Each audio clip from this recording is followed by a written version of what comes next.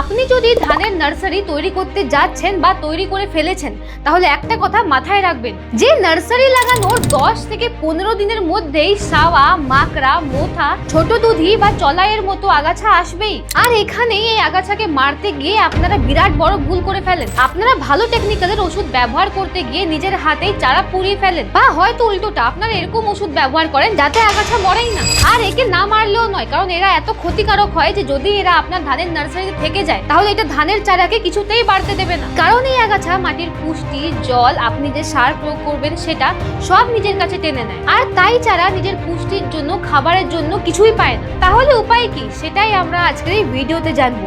নার্সারিতে আগাছা মারার সঠিক নিয়ম, কোন ওষুধ কখন আর কিভাবে স্প্রে করবেন সেটা জানার জন্য এই ভিডিওটা শেষ পর্যন্ত নিশ্চয়ই দেখুন।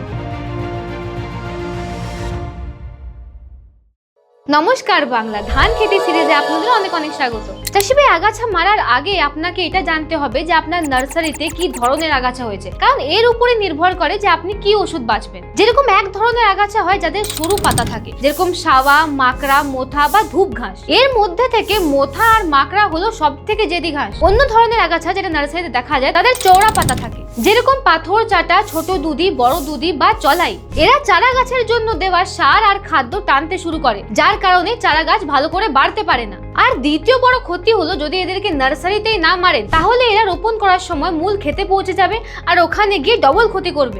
মোথা আর মাকড়া ঘাসকে কেমিক্যাল দিয়ে মারা খুব কঠিন, কেন জানেন? এই মোথা ঘাসের শিকড়ে ছোট ছোট গাঁট থাকে, আপনি যদি একে হাত দিয়েও উপরে ফেলেন তাও এরা সঠিক আবহাওয়া পেলে আবার গজিয়ে ওঠে। আর মাকড়া ঘাসের পাতা খুব মোটা হয় আর তার উপরে একটা মোমের লেয়ার থাকে, তাই যতই ভালো ওষুধ স্প্রে করুন না কেন ওটা উপরেই থেকে যায়, ভেতরে ঢুকতে পারে না। তাই চেষ্টা করুন যেন এই ঘাসকে হাত দিয়ে উপরে ফেলা যায়। আচ্ছা, আরেকটা কথা যেটা ওষুধ স্প্রে করার সময় মাথায় রাখবেন সেটা হচ্ছে জমি যেন খুব বেশি শুকনো না থাকে, আবার খুব বেশি জলও যেন না দাঁড়িয়ে থাকে। কারণ জল কম থাকলে ওই ওষুধের প্রভাব চারা গাছে পড়বে, যাতে চারা গাছ হলুদ হয়ে যাবে বা হয়তো স্ট্রেসে পড়ে যাবে। আর যদি জল কম থাকে তাহলে ওই ওষুধের প্রভাব কম হয়ে যায়, যাতে আগাছা আর মরে না। আচ্ছা হ্যাঁ, আরেকটা কথা, যদি আপনারা এখনো অবধি নার্সারি তৈরি করে না থাকেন তাহলে যে জায়গাতে নার্সারি তৈরি করবেন সেই জায়গাটি পুরো জলে ভরে 3 থেকে 5 দিনের জন্য ছেড়ে দিন। তারপর সব আগাছা গজিয়ে উঠলে একবার পাডলিং করে নিন। এতে আগাছা মাটির নিচে চাপা পড়ে পচে যাবে আর আপনি তারপর ওই মাটিতে বীজ ফেলতে পারেন। আচ্ছা, এবার আমরা কথা বলবো যে এতগুলো যে আগাছার নাম নিলাম,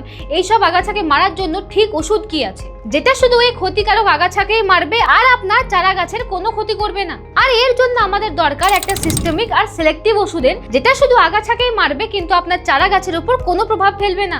আর এরই জন্য সবচেয়ে ভালো ওষুধ হচ্ছে গারুডা, যার মধ্যে টেকনিক্যাল আছে 22 প্যারিব্যাক সোডিয়াম 10% SC। এটা একটা সিস্টেমিক আর সিলেক্টিভ আগাছানাশক যা আগাছার পাতার মাধ্যমে শিকড় অবধি পৌঁছে, আর যেটা শুধু আপনার আগাছাকেই মারবে, আপনার চারা গাছের উপর কোনো প্রভাব ফেলবে না। আর হ্যাঁ, স্প্রে করার সময় অবশ্যই কাট নোজল ব্যবহার করবেন, কারণ রিং নোজল দিয়ে ভালো কাজ হয় না। কাট নোজল দিয়ে স্প্রে করলে ওষুধ সরাসরি আগাছার গোড়ায় পৌঁছায়। আর হ্যাঁ, ওষুধ প্রয়োগ করার পর বা যদি পুষ্টির অভাবে আপনার চারা গাছ হলুদ হয়ে যায় তার জন্য চিলেটেড জিঙ্ক 1 গ্রাম প্রতি লিটার জলে মিশিয়ে স্প্রে করুন, অথবা মিক্স মাইক্রোনিউট্রিয়েন্ট 1 গ্রাম প্রতি লিটার জলে নিজের চারা গাছের উপর স্প্রে করুন। এতে গাছের হলুদ ভাব দূর হয়ে যাবে আর চারা গাছের শিকড়ের ভালো বৃদ্ধি হবে। কারণ এই মিক্স মাইক্রোনিউট্রিয়েন্টের মধ্যে কপার, বোরন, আয়রন, ম্যাগনিজ, মলিবডেনামের মতো অনেক খাদ্য উপাদান আছে যা আপনার চারা গাছের যে কোনো পুষ্টির অভাবকে পূরণ করবে। তো চাষি ভাই, আমি এই ভিডিওতে যে কথাগুলো বললাম আর যে ওষুধের নাম বললাম সেগুলো মনে রাখবেন, কারণ এই নিয়মগুলো মেনে চললে আর এই ওষুধ যদি ব্যবহার করেন তাহলে আপনার নার্সারিতে আগাছাও মরবে আর আপনার চারা গাছ সুস্থ থাকবে। তাই যদি এই ভিডিওটা আপনাদের ভালো লেগে থাকে তাহলে একটা লাইক নিশ্চয়ই করবেন। ধান চাষ সম্পর্কে আর অন্য জানকারির জন্য আমাদের চ্যানেলকে সাবস্ক্রাইব করবেন। দেখা হচ্ছে পরের ভিডিওতে। ধন্যবাদ।